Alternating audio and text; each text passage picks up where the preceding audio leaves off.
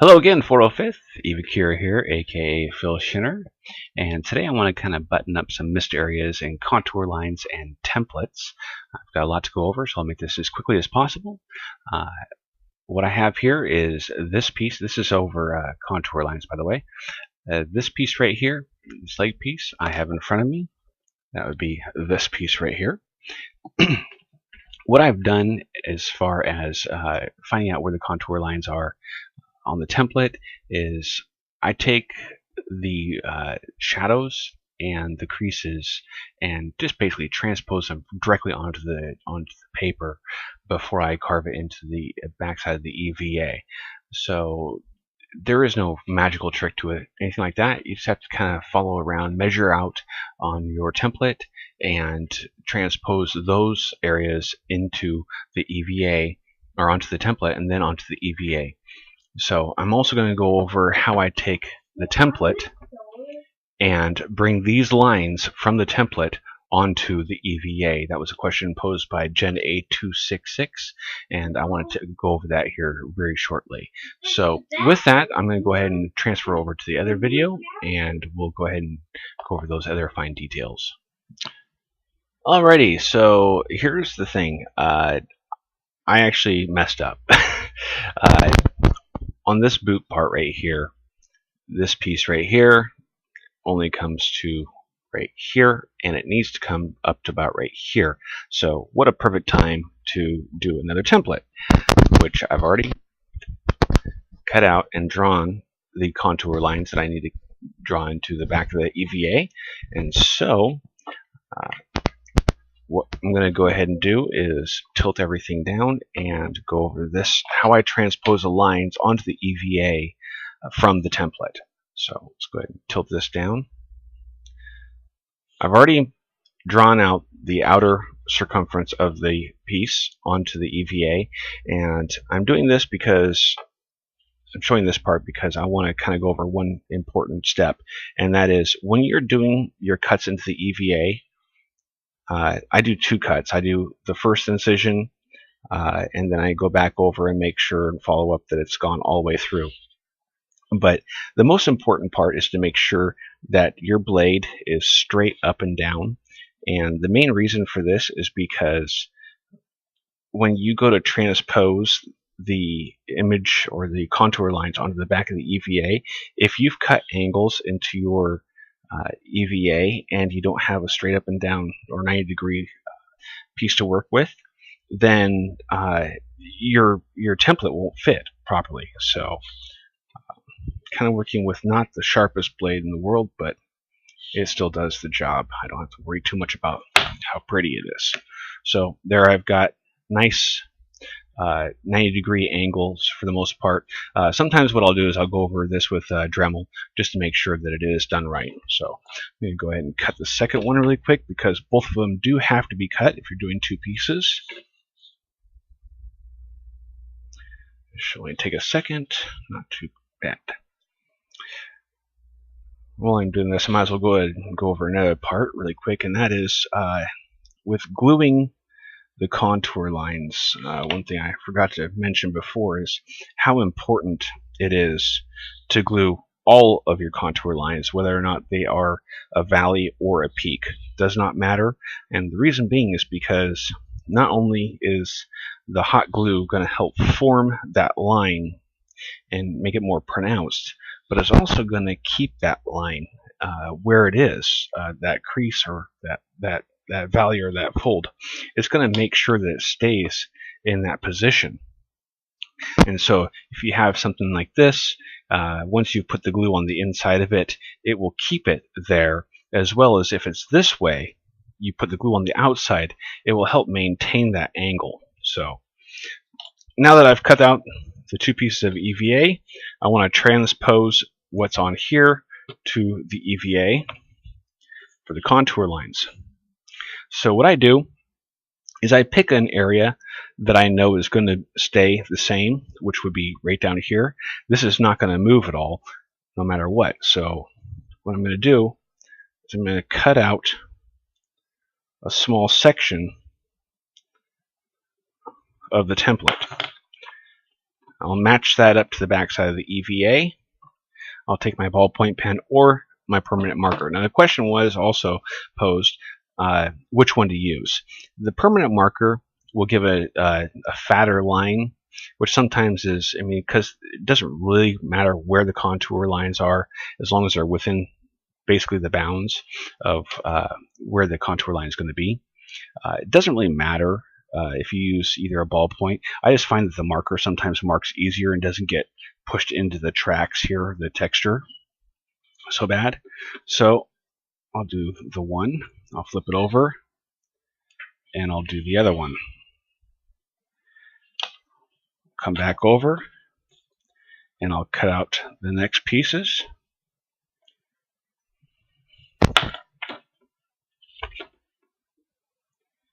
And I'll draw my next line.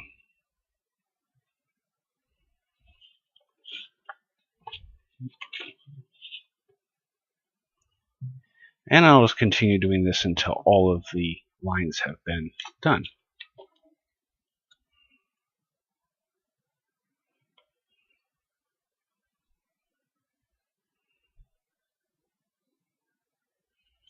By the way, surgical scalpels, in my opinion, the only way to go. Buy a box of the disposable blades. They snap off really easy. They go back on really easy. Super cheap. I bought that when I pretty much first started doing EVA, the box of 100.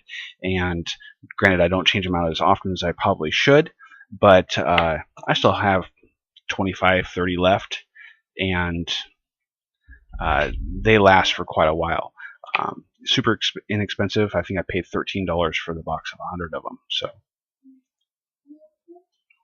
draw on this contour line.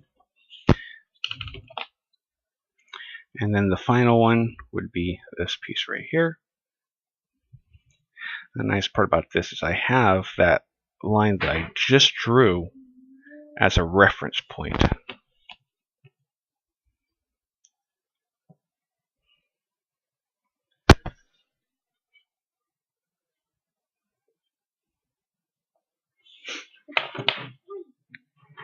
So I put it on the bottom there, I match it up to the reference point right there, and then I can simply just draw the line the rest of the way.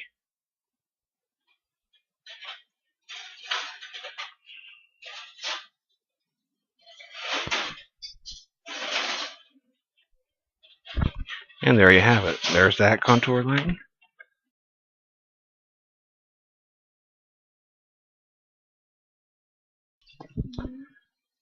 And there's that contour line. And they'll match up perfectly now. Okay, so another question was posed to me is, how do I make the cuts into the EVA for the contour lines, the depth, and the angles that I make? Did a really quick drawing here, and I'll show you what I have. Okay, so as far as the cuts, this is a side representation of the EVA. I have two different drawings here. This one right here would provide a nice sweeping angle to your EVA when it's bent around this cut. You see that there's 245s, which basically make a 90-degree angle, and it's only about halfway through the EVA. That would make a nice sloping curve to the EVA. This one right here, if you want to make a sharper angle, this line is where you're going to have your sharp angle. And so, like, let's say I wanted to have a flat surface. This would be the flat surface. This would be the surface that bends way down. You see that I've almost gone through the EVA, all the way through the EVA. I'm leaving just a 1/16th, anywhere between a 1/16th and 1/8 of an inch between the EVA. If that's not enough, you can then, like in this picture, you can cut more away from this angle right here. However, sometimes you come up to the edge of the EVA, you can't make that angle to cut, or for other reasons, you may not be able to make that cut. So what you can do is you can also make a cut like this right here, and this will allow both pieces to still join together so you can glue them, as well as still giving you that nice sharp angle right there. So use whichever one you need to at the time. Sometimes it just the situation dictates which cut you need to make. So go from there. One other thing is, as I said before, I usually will put my finger down this side of the EVA and hold it underneath where I'm making the cut. I can feel the blade depth better that way, so I try to make sure I don't cut through. I've only done it twice so far, and it's going to happen every once in a while. But for like example, this piece right here, I did nick the through the EVA because the angle was pretty extreme, and just one little drop of super glue on the underside of it, and it will kind of seep through the EVA, pinch it together, and it will seal it right back up, and you shouldn't have to worry about that. Just scrape it off, any excess off with your fingernail, and you're good to go.